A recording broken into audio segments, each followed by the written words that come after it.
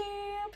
If you're new to my channel, you're so welcome, and if you're returning, thank you so much and welcome back. It has been quite a while since I've done any kind of sit-down video really. I actually think I've only ever done one sit-down chatty video before, and today is quite an exciting one. If you're new to my channel, my name's Sian. I have decided to embark on a no/low spend few months because something has happened in my life which requires me to save up a significant amount of money with a deadline, and I don't want to share what that thing is just yet. Just for this moment in time, I do want to keep that as private as possible, just for my own sanity, and yeah.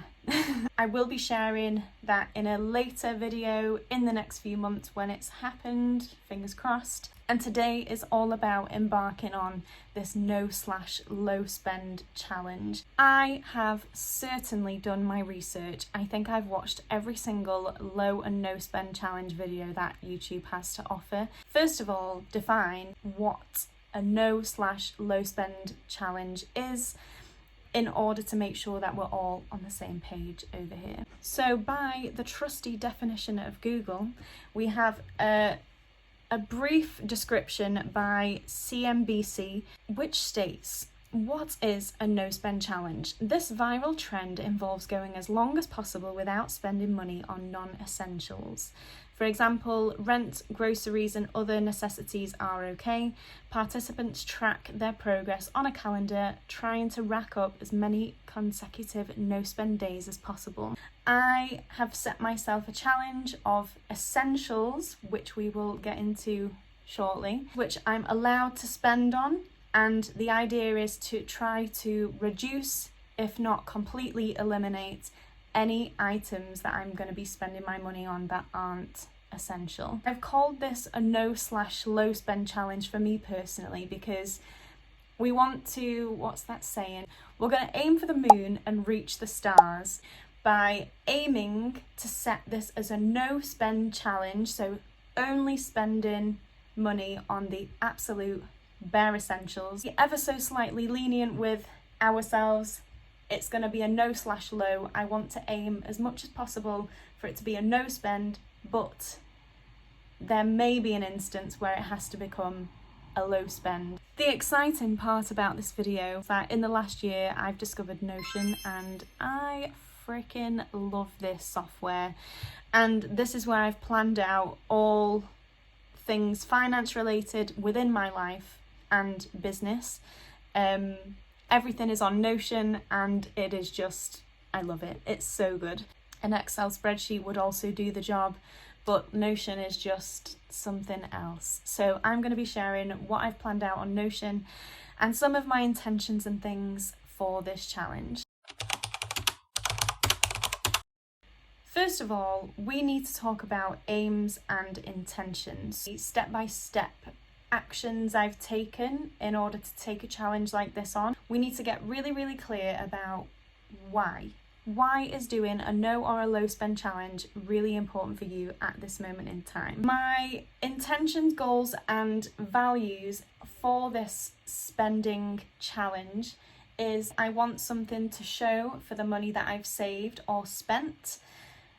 I want to try and reduce and avoid impulsive spending on materialistic items and become more intentional with what I'm buying. Since my income has increased, my disposable income has, of course, also increased, and I feel like since that has happened, I just spend to make sure that I've got something to show for it. That's what these first kind of values are all about. The idea of the challenge, of course, is to try and save a maximal amount every single month on essential purchases. My kind of money values generally is to try to diversify my income and investments generally, and also to increase the amount of passive income I receive every single month. It's all about reverting back to your why are you doing this thing, because I know it's going to get quite hard in the months, weeks, days to come. So having these listed out kind of serves as that, the inspiration and the motivation as to why you're doing something, the pain in the short term for the long term gain, so to speak. So that's my intentions for this challenge. So that brings me on to what I hope to achieve. I want to save 50% of my income for each month over the next 3 months. For many different reasons, I'm not going to be sharing the actual figures of my earnings and expenses. I'm going to be using percentages because I want to make sure that I'm still feeling safe. I want to feel comfortable. This challenge for me has come about because over the past 6 months of me tracking my income and expenses, I have constantly broke even with what's coming in and what's going out, and I need to change that. My aim for this is to try to save 50% of my income for the next 3 months in order for me to meet my future goal, and that is what the success looks like for me. I know that there's going to be things that come along the way that may affect my income and how much I'm able to save within this time, and I know that with my current remortgage due and things, some of my expenses might also change. So I have that in mind, but it's just to try and save as much as physically possible in order to meet this larger goal in the end. So I'm going to be checking in after this next 3 months to see how it's gone and what we've managed to save, and if ultimately I've met the goal that I intended to. So let me talk you through what I'm classing as an essential purchase for this next 3 months. First of all, both of my mortgages. So I have 2 mortgages, one for my current property and one for my rental property. All my utilities, so gas, electric, water, council tax and Wi-Fi. Petrol, car tax, my self-assessment tax return tax is an essential purchase. Food shop, CrossFit, because I don't think I could mentally cope for the next 3 months if I didn't have CrossFit in my life, so I'm classing it as an essential purchase. My future travel, for this is a savings plan that I've had for a long time, and essentially I want to continue to fill up that pot for future travel that I may be going on. All of these essential purchases make up 50% of my total income, hence why I'm trying to save the latter 50% of my income. Let's just touch on non-essential spending. So I've listed my essential purchases, and ultimately that's where it should stop. Fingers crossed there shouldn't be anything else that I would need to spend money on. I'll tell you now, my pit downfalls is skincare, clothing, Amazon. Depop is another one. It's painful. So hence why I've removed the apps.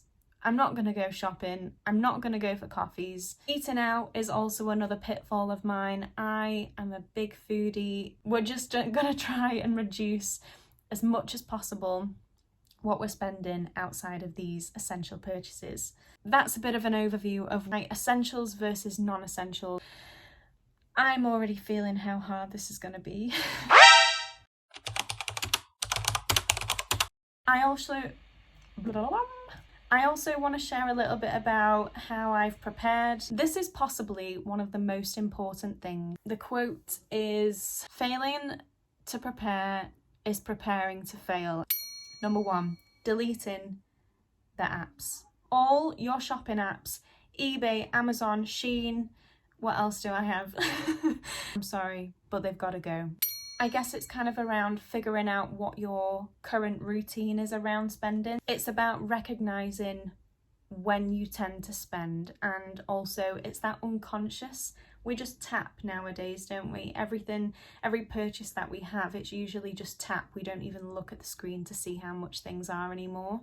So it's just about recognising what your cues are for spending and how we can adapt. One of the things that I've had to do in the past few weeks is to unsubscribe from all these marketing emails.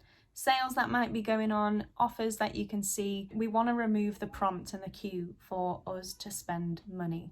Accountability. So tell people that you're doing this challenge, whether it's a partner, a friend, family, work colleagues. Tell them so they can keep you accountable. Your expenses. We need to calculate what your income is, how much you currently spend, and plan a budget accordingly. So this is what I've used Notion for, is ultimately to see how much income I have, what my current expenses are and where they're kind of going, what categories they're being spent on, like food shop, utilities, clothing and accessories, health and fitness, whatever it might be, and categorizing each expense into these sections in order to find out how much you spend every single month. Then we can calculate averages. This is where we can use it for a budget. So ultimately, we want to see how much is coming in, what's going out, what can we budget in the future in order to save as much money as physically possible. This exercise is for finding out how much our maximal savings could be within that month. I have set up standing orders and direct debits into the accounts that they need to go in, so I don't have to do any of the thinking. It's already out. So as soon as I get paid on payday, it's gone. It's no longer mine. And I think that is the mindset that you have to have when you're trying to save for something.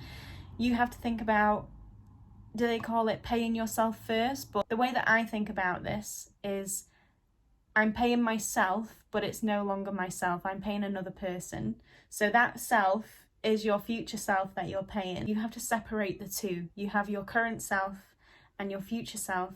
And in my head, that money that comes in is for them. It's no longer for me. Within my Notion finance page, I also have a monthly step-by-step breakdown of all my expenses and income, the categories and where my money is going to for different expenses that I have. And the idea is to just kind of check in on that and where these expenses are lying. So just need to figure out what is essential to you, bills that need to be paid, utilities, your rent or mortgage, food shops, anything that you consider essential to your life. We need to potentially take this with a pinch of salt as well. Some people can take no spend challenges quite seriously in that they do not spend anything within a period of time. Unfortunately, I don't have the facilities or resources or skill to be able to grow my own food. I am going to be classing my food shops as an essential expense for me. Although it might not be to other people, that's absolutely fine. We're all taking this as individuals. I highly recommend even just to track what your expenses and income is like, because it's such an important thing to know how much you earn and how much you spend. It's definitely surprised me over the last 6 months where my money is going. So with that, stay tuned for the next video in the next 3 months, and I hope to see you there. Thank you so much for watching, and I hope you found it helpful. See you in the next one.